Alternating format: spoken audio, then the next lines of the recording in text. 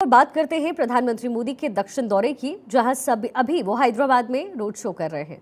प्रधानमंत्री मोदी आज सबसे पहले तमिलनाडु के कन्याकुमारी पहुंचे, जनसभा को वहां संबोधित किया और इसके बाद वो केरल पहुंचे और वहां भी एक बड़ी रैली को उन्होंने संबोधित किया। केरल के बाद प्रधानमंत्री मोदी तेलंगाना के मलकाजगिरी पहुंचे, जहां उन्होंने एक बड़े रोड शो का हिस्सा बने। वो यानी एक दिन में उन्होंने दक्षिण के 3 बड़े राज्यों को साधने की एक साथ कोशिश की। इस दौरान उन्होंने दक्षिण में 400 पार के नारे को तो दोहराया ही, साथ ही डीएमके और एनडीए गठबंधन पर भी जमकर निशाना साधा। ये फिलहाल हैदराबाद की तस्वीर हम आपको दिखा रहे हैं, जहां प्रधानमंत्री मोदी का रोड शो चल रहा है और ऐसे में प्रधानमंत्री मोदी के लिए दक्षिण को साधना बेहद अनिवार्य है। पूरे दक्षिण भारत में कुल 131 लोकसभा सीटें हैं। अब कुल 131 लोकसभा सीटों में कम से कम 50 का जो आंकड़ा है वो बीजेपी ने सेट किया है और जाहिर है 400 प्लस का टारगेट प्रधानमंत्री मोदी ने एनडीए के लिए रखा है, बीजेपी के लिए 370 प्लस।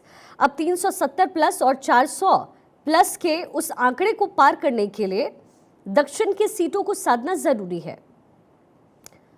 नॉर्थ के का लगभग जो पूरा बेल्ट है वो बीजेपी साध चुकी है, लेकिन दक्षिण में अभी भी अपना गढ़ मजबूत नहीं कर पाई है बीजेपी। ऐसे में उम्मीद बीजेपी को इस बार यही है कि दक्षिण भारत से उन्हें अच्छी खासी सीट मिल सकती है और इसी सिलसिले में हैदराबाद पहुंचे हुए हैं इस वक्त प्रधानमंत्री मोदी। पीएम मोदी बीते कुछ वक्त से लगातार दक्षिण भारतीय राज्यों के दौरे कर रहे हैं। दरअसल प्रधानमंत्री ने 400 पार का एक टारगेट रखा है और वो अच्छी तरीके से जानते हैं अगर ये आंकड़ा छूना है तो ये बिना दक्षिण के संभव नहीं है। कम से कम आंकड़े तो यही कहते हैं, क्योंकि तमिलनाडु, आंध्र प्रदेश, तेलंगाना, केरल, कर्नाटक, पुडुचेरी को मिलाकर के लोकसभा की कुल है 130 सीटें और 2019 में बीजेपी सिर्फ 29 सीटों पर काबिज हो पाई, जिसमें तमिलनाडु की 39 सीट में बीजेपी का खाता भी नहीं खुला और यही हाल आंध्र प्रदेश का रहा, जहां लोकसभा की 25 सीट में बीजेपी को एक भी नहीं मिली।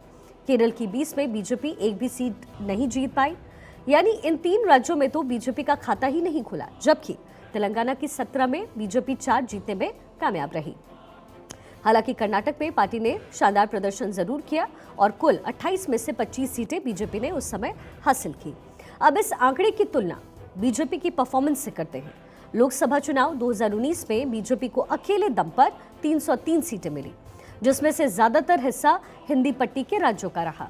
इस लिहाज से अगर बीजेपी को अपने दम पर 370 सीटें चाहिए तो उसे पिछली बार से लगभग 67 सीट्स ज्यादा जीतनी पड़ेगी। हिंदी पट्टी के ज्यादातर राज्यों में बीजेपी पहले ही काफी अच्छा प्रदर्शन कर रही है। तकरीबन आधा दर्जन राज्य तो ऐसे हैं जहां बीजेपी ने क्लीन स्वीप किया, यानी यहां से सुधार की बहुत ज्यादा गुंजाइश दिखती नहीं है। ऐसे में बचता है साउथ। ऐसे में इस बार बीजेपी ने दक्षिण फतेह करने के लिए पुख्ता तैयारी की है।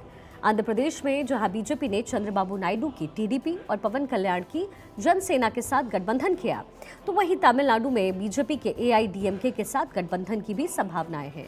इसलिए बीजेपी और प्रधानमंत्री मोदी का प्रयास है कि इस बार दक्षिण से ज्यादा सीट जीतकर 400 प्लस की राह बीजेपी के लिए आसान बनाई जाए।